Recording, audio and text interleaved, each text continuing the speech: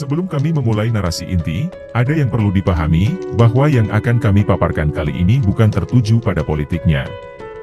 Mungkin dari sudut pandang berbeda memang ada unsur politik, tapi bukan itu sebenarnya tujuan kami. Ini adalah tentang spirit nasionalisme bangsa kita, bangsa Indonesia.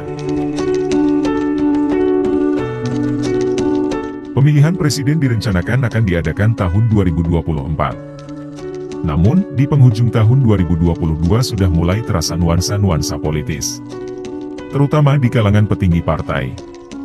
Hampir semua partai sudah menggodok argumen-argumen dalam menentukan dukungannya terhadap kandidat calon presiden, yang akan bertanding di Pilpres 2024. Sebut saja Nasdem sebagai partai pertama yang mendeklarasikan calon presiden, yaitu Anies Baswedan. Ada banyak kandidat calon presiden. Tapi di lembaga survei, semua mengerucut pada 4 kandidat yang memiliki elektabilitas tertinggi.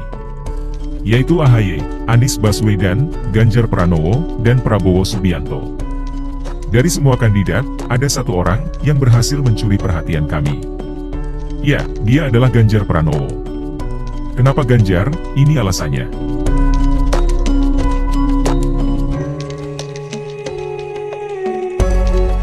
Yang pertama, dia mirip dengan Presiden Jokowi. Bukan dari kalangan militer, bukan dari kalangan bangsawan, dan tidak suka ikut campur urusan partai. Dia adalah figur fighting yang bisa menjadi teladan. Tidak cengeng dan tidak ambisius apalagi oportunis. Bahkan kami yakin, potensi Ganjar dalam memajukan Indonesia, bisa saja melebihi Jokowi. Ini bukan isapan jempol belaka, namun berdasarkan analisis prediksi. Keramahan Ganjar dan cara bergaul dengan masyarakat juga tidak berbeda jauh dengan Jokowi. Termasuk rekam jejak Ganjar yang hampir nihil dari desas-desus kasus korupsi.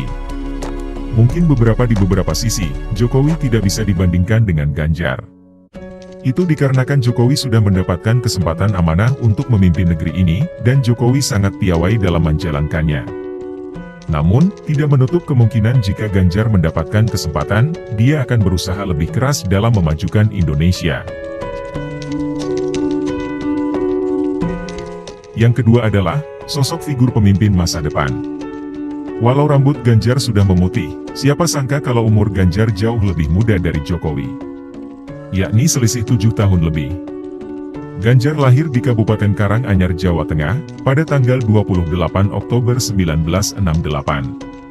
Sementara Jokowi lahir di kota Surakarta, Jawa Tengah, pada tanggal 21 Juni 1961. Umur Ganjar yang menginjak 55 tahun di 2024 nanti, dirasa sangat pas untuk menggantikan Jokowi sebagai Presiden Republik Indonesia.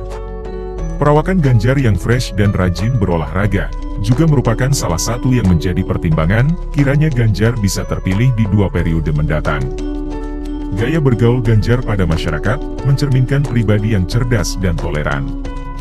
Kami prediksi, jika Ganjar menjadi the next Presiden Indonesia, komunikasi antara rakyat dan pemimpin akan terjalin semakin erat. Ini sangat penting, mengingat Indonesia adalah negara multi-etnis terbesar di dunia, yang harus dipimpin oleh seseorang yang cerdas, tulus, tidak pilih kasih, dan bersifat mengayomi. Mungkin Ganjar tidak akan cocok untuk memimpin Indonesia di masa Orde Lama ataupun Orde Baru. Dan sebaliknya, untuk di masa sekarang, sosok seperti Ganjar dirasa sangat cocok untuk memimpin Indonesia. Itulah sebabnya kami mengatakan bahwa Ganjar adalah sosok figur pemimpin masa depan. Yang ketiga adalah, loyalitas tanpa batas. Kami mengamati bahwa Ganjar memiliki karakter pribadi yang kuat. Pribadi ini adalah bentuk ketegasan seseorang pada diri sendiri. Tidak gampang dibujuk rayu, berwibawa, dan tidak terlihat receh. Sebelum Nasdem mengumumkan Anies Baswedan sebagai capres, terdengar desas-desus bahwa yang diincar Nasdem secara mutlak adalah Ganjar Pranowo. Dikutip dari narasi Siward TV, berbulan-bulan Ganjar dirayu untuk maju sebagai calon presiden dari Partai Nasdem, namun Ganjar menolak. Bahkan sehari sebelum Nasdem mendeklarasikan Anies sebagai capres. Nampaknya, Nasdem melakukan komunikasi terakhir dengan Ganjar. Dan tebak apa jawaban Ganjar? Ya, Ganjar teguh pada prinsipnya. Memang tidak secara terang-terangan, namun bocoran-bocoran dari elit politik memang begitu adanya. Hingga terjadi guncangan di dalam Partai Nasdem itu sendiri. Ganjar yang besar dari partai PDIP tidak serta-merta mau mengkhianati parpol yang membesarkannya. Dari menjadi fraksi PDIP di DPR hingga Gubernur Jawa Tengah 2 periode. Bagi kami ini adalah pertunjukan loyalitas yang luar biasa dari seorang Ganjar.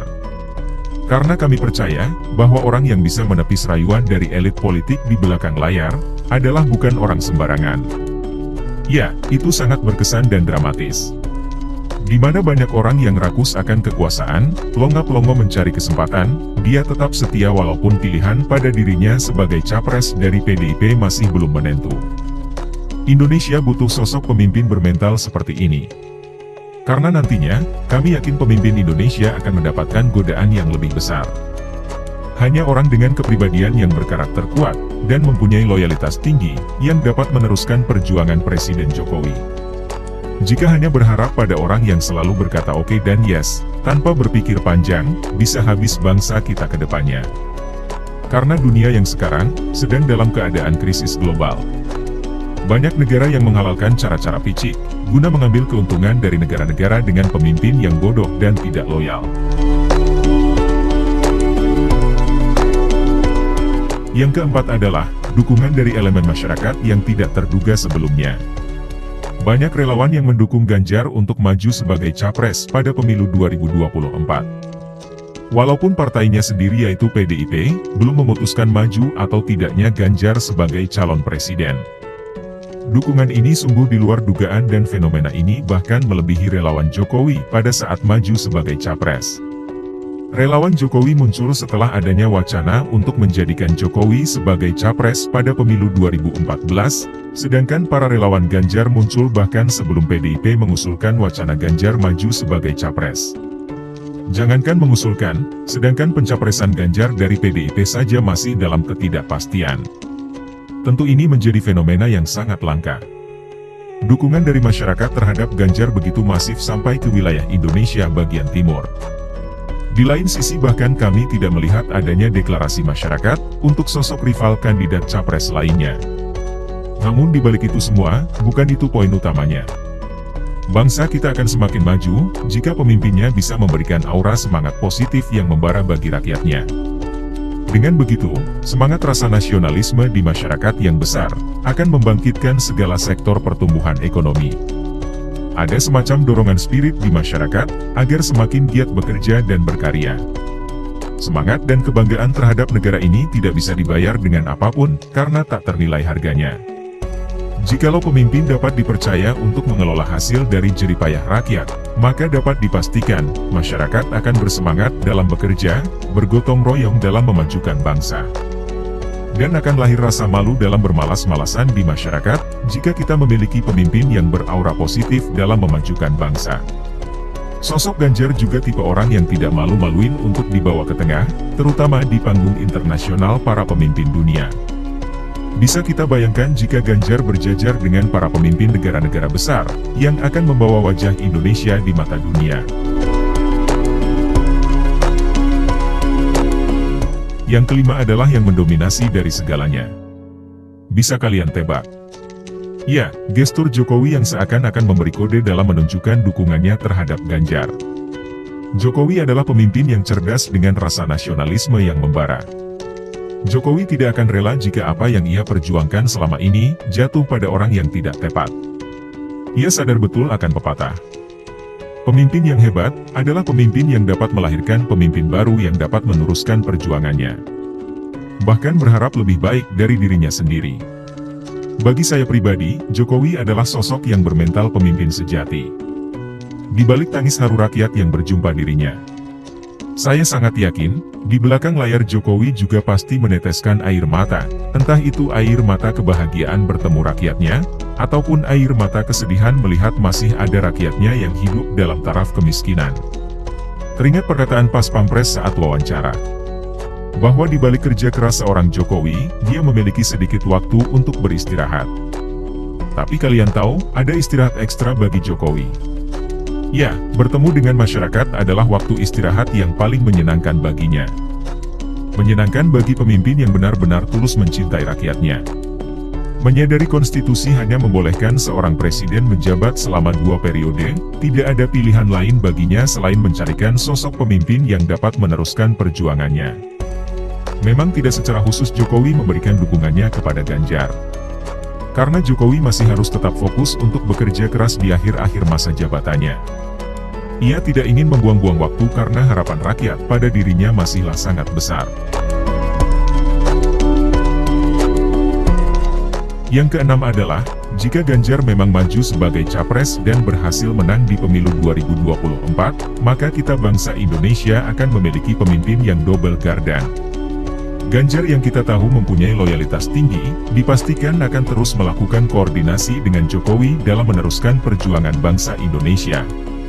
Terlebih lagi mereka berdua berada pada satu naungan partai yaitu PDIP, maka koordinasi itu besar kemungkinan akan berjalan dengan mulus. Kami meyakini walaupun Ganjar menjadi presiden, hormatnya pada Jokowi tidak akan pudar.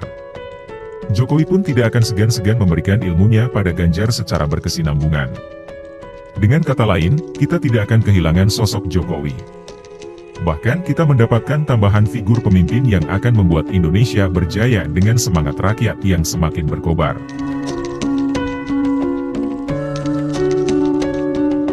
Yang ketujuh, marilah kita berdoa agar Indonesia mendapatkan pemimpin berikutnya, yang tidak kalah dari Jokowi, dan dapat meneruskan perjuangannya. Siapapun dia nantinya, seperti itulah harapan kita semua. Perjuangan Jokowi bagaikan tangan yang sudah ditarik ke samping, yang siap menampar pemimpin berikutnya, jika tidak melanjutkannya. Narasi ini dibuat tidak untuk kepentingan golongan tertentu, tapi murni semata-mata untuk keberlangsungan perjuangan kita bangsa Indonesia.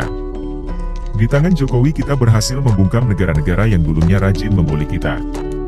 Maka di tangan presiden berikutnya, kita berharap Indonesia akan menjadi pemimpin di kawasan, yang dapat merangkul negara-negara sekitar, agar dapat menciptakan perdamaian dunia dan ketahanan global.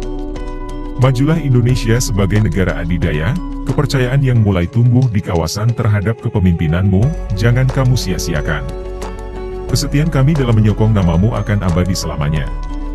Dengan rahmat Tuhan Yang Maha Esa, Indonesiaku, jayalah selama-lamanya.